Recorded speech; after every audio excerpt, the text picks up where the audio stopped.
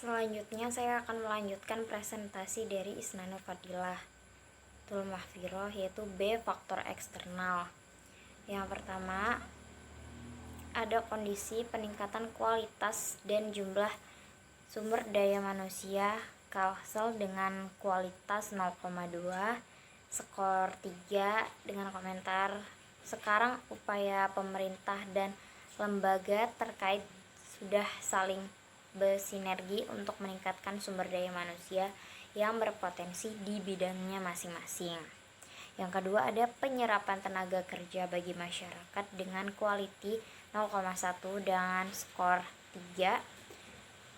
Hal tersebut dapat menjadi peluang yang menjanjikan bagi masyarakat sekitar, sehingga dapat menekan angka pengangguran. Yang ketiga, ada sedikitnya saingan yang memproduksi produk ini dengan quality 0,1 dan skor 4. Hal ini dapat menjadi peluang untuk terus maju dan menciptakan produk yang lebih inovatif dan bisa dikenal oleh masyarakat. Selanjutnya ada tabel analisis peluang, di mana dalam peluang ada tantangan atau trades. Di sini yang pertama ada minat investor yang belum terlihat dengan quality 0,1 dengan skor 2. Hal ini bisa dikarenakan karena usaha yang akan dijalankan termasuk dalam kategori agroindustri, di mana tingkat laba perkembangnya lebih lambat. Yang kedua, ada kuatnya pengaruh image perusahaan kritik besar lain dan di mata konsumen yang mengeluarkan jenis produk lebih menarik. Dengan quality 0,3, skor 4. Dengan tingkat promosi yang baik, tentunya bisa menjadi peluang bagi industri ini mengingat perusahaan besar lain belum begitu optimal dan bahkan ada beberapa yang memang belum memproduksi produk khusus khas daerah. Yang ketiga, ada munculnya banyak kritik yang lebih menarik dan sehat lainnya dengan quality 0,1 dengan skor 1. Hal ini pula bisa menjadi peluang yang bagus apabila pihak perusahaan bisa memberi inovasi kritik sehat lainnya. Selanjutnya ada analisis SWOT, di mana terdiri dari strengths dan weakness. Pada strengths, yang pertama, masih banyak lahan strategis untuk lokasi pendirian pabrik di daerah Kalimantan Selatan, sedangkan weakness-nya bentuk dan jenis produk yang dihasilkan kurang familiar di mata masyarakat. Yang kedua, dari strength, ketersediaan sumber daya manusia atau SDM yang cukup berpotensi dan memiliki skill. Untuk weakness, kurangnya promosi untuk masyarakat luar Kalimantan Selatan. Untuk strength yang nomor 3, masyarakat yang menyukai aneka camilan yang unik, dan weakness-nya kurangnya minat masyarakat terhadap produk baru ini. Yang keempat, ada ketersediaan bahan baku utama di Kalimantan Selatan lumayan banyak.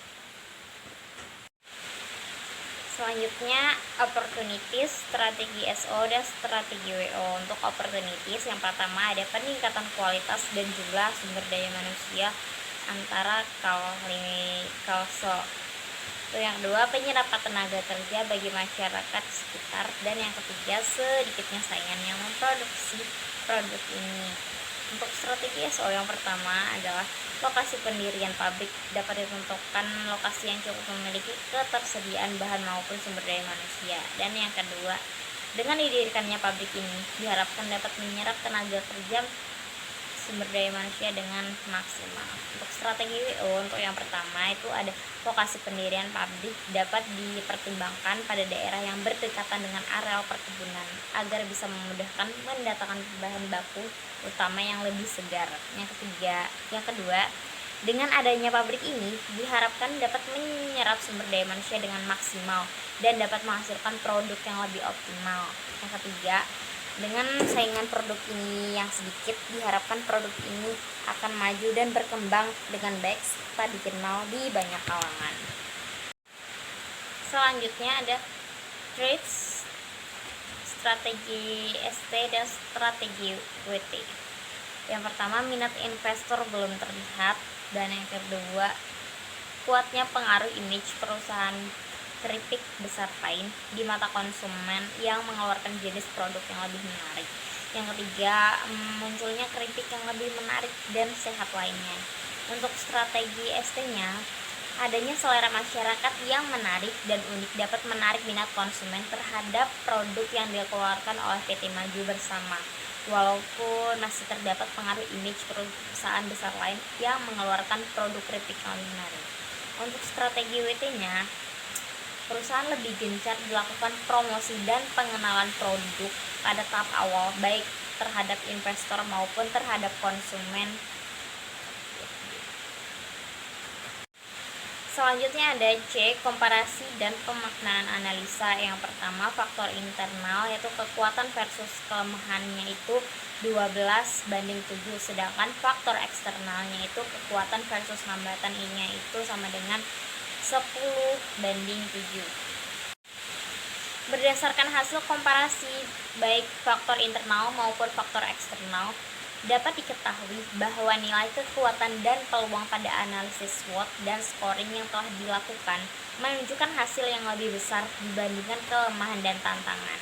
Sehingga dengan adanya hasil ini dapat dilakukan ekspansi berupa upaya untuk terus meningkatkan kekuatan semaksimal mungkin dan memanfaatkan peluang seoptimal mungkin. Untuk faktor kelemahan dapat dilakukan upaya-upaya untuk melakukan perbaikan. Sedangkan untuk faktor tantangan dapat dilakukan upaya untuk mengatasinya. Dan dari hasil analisa di atas, maka dengan memperhitungkan selera konsumen, maka dapat ditentukan jenis produk yang dihasilkan pada industri makanan oleh PT Maju Bersama adalah berupa keripik pare pedas hijau yang dikemas menggunakan plastik aluminium. Untuk lokasi pendirian pabrik ini sendiri berorientasi pada segmen pada pasar masyarakat Kalimantan Selatan Tanah Datar. Selanjutnya ada spesifikasi produk secara umum. Produk yang dihasilkan berupa sediaan kering dalam bentuk keripik tipis dengan komposisi yang nantinya disesuaikan dengan satu porsi makanan tiap kemasan per bungkus dengan neto 130 gram keripik pedas pare. Kemasan yang digunakan berupa plastik staining pouch untuk kemasan primer dan kertas karton berbentuk persegi panjang dengan dimensi 13 x 6 x 16 cm untuk kemasan sekunder. Isi kemasan per dus itu sebanyak 6 bungkus. Selanjutnya ada uraian proses. Ada beberapa tahapan dalam pengolahan keripik pare pedas inovasi Jajana sebagai obat ini, yakni tahapan pertama yaitu tahap penataan ruang produksi. Penggunaan ruang produksi dalam proses pembuatan keripik pare pedas inovasi Jajanan ini sebagai obat membutuhkan beberapa ruang, yaitu ruangan yang diperlukan adalah ruang pertama, di mana ruang pertama ini merupakan ruangan persiapan bahan. Dan yang kedua ada ruang 2, di mana ruang 2 ini digunakan untuk ruangan pengeringan bahan-bahan yang akan diolah. Terus ada ruangan 3, yakni di mana ruangan 3 ini dikhususkan untuk ruangan pengolahan. Dan yang terakhir ada ruang 4, di mana ruangan 4 ini dikhususkan untuk ruangan pengemasan. Selanjutnya ada tahap kedua yaitu tahap penyortiran semua bahan. Penyortiran semua bahan yang masuk dan perlakuan khusus terhadap bahan tertentu, pare dan bawang putih sebelum dilakukan proses selanjutnya. Adapun alur prosesnya dapat dilihat sebagai berikut, yaitu yang pertama, masing-masing bahan itu disortir. Proses selanjutnya yaitu dilakukan pengempasan bahan. Yang selanjutnya itu bahan-bahan yang telah dikupas memasuki tahap pencucian. Selanjutnya yaitu setelah pencucian masuk ke tahap penirisan. Selanjutnya akan dipresentasikan oleh Septi Aromningtyas. Lalu pare dipotong selama 0,45 jam dengan pare sebanyak 68,41 kg pare. Dan bagian tengah pare itu menghasilkan 5,75 kg. Lalu kita ke penggilingan bawang, itu memakan waktu selama 15 menit, dimana bawang yang dihasilkan setelah penggilingan ini menjadi 3,80 kg bawang. Lalu kita masuk ke dalam perendaman air garam. Air garam kita menggunakan 45,50 kg. Air yang diserap itu 8,73 kg. Perendaman ini terjadi selama 0,55 menit. Pencucian dengan air selama 30 menit. Lalu kita tiriskan kembali selama 15 menit, dan air yang keluar dari penirisan ini adalah 4,89 kg. Dan hasil dari pare tersebut adalah 68,32 kg. Kita lanjut ke tahap pencampuran pare dengan adonan pencelup dengan bahan adonan sebanyak 26,0,5 gram. Dari sisa adonan yang ada itu menghasilkan 0,45 kg dengan waktu pencampuran pare tersebut sebanyak 0,55 jam. Setelah 87,87 kg pare setelah dilumuri adonan, kita masuk ke tahap penggorengan. Tahap penggorengan ini kita menggunakan minyak goreng sebanyak 6,62 kg. Setiap 5 kg itu 10 menit untuk penggorengannya, dan hasil keripik yang didapatkan adalah 51,96 kg keripik. Setelah penggorengan kita masuk ke tahap penirisan. Penirisan di sini bukan penirisan seperti yang tadi. Penirisan di sini adalah penirisan minyak, di mana minyak yang setelah ditiriskan menghasilkan minyak 0,63 kg. Di mana penirisan ini memakan waktu 10 menit per 6 kg-nya dan mendapatkan hasil 51,32 kg keripik. Lalu kita masuk ke dalam pencampuran keripik dengan bumbu. Bumbu yang kita pakai yaitu sebanyak 10,84 kg dengan pencampuran bumbu 10 menit per 4,5 kg, dan hasil yang kita dapat adalah 54,32 kg keripik. Lalu kita masuk ke pengemasan selama 25 menit. Lalu dapatlah 54,32 kg keripik, dan hasilnya adalah keripik pare pedas sebanyak 54 kg, 32 kg. Kita lanjut ke neraca massa. Kita lanjut ke neraca energi. Neraca energi atau neraca panas digunakan pada alat-alat yang pada saat terjadi proses di dalam alat tersebut mengalami perubahan suhu atau keadaan. Pada proses produksi, pengolahan keripik pare pedas inovasi jajanan sebagai obat, alat yang pada prosesnya mengalami perubahan suhu atau keadaan adalah vacuum frying, mixing, dan hand sealer. Berikut adalah neraca energi pada alat tersebut. Vacuum frying, 100% energi panas masuk ke dalam vacuum frying, lalu dikeluarkan,